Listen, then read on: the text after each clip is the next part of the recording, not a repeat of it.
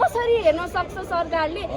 यति साह्रो यत्रो पोजिसनमा बसिसकेपछि पोजिसनको माया होइन देशको मायाले ओर्लिनु पर्थ्यो।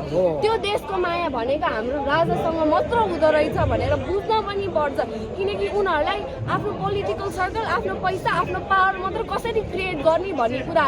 तर हाम्रो राजालाई साँच्चै हाम्रो देशप्रति एकदम माया छ। त्यो माया देखाउनु पर्यो, हाम्रो धर्म संस्कृति बचाइदिनु पर्यो। हजुर, अब तपाईँले भन्नुभयो भर्खर तपाईँ 18 भनेपछि त लगभग गणतन्त्र आउँदा तपाईँको। हजुर, किनभने यो सिचुएसन एकदम क्योटिक छ।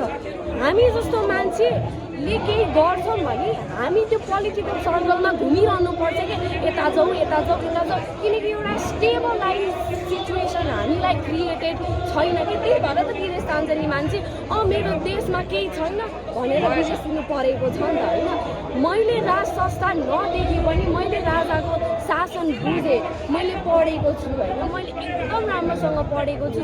हाम्रो महेन्द्र सरकारले युएनमा पत्र नदिनु भएको भए हाम्रो आज हामी नेपाली हो, हाम्रो नेपाल देश छ भनेर हामी चिनाउन सकिँदैन थियो।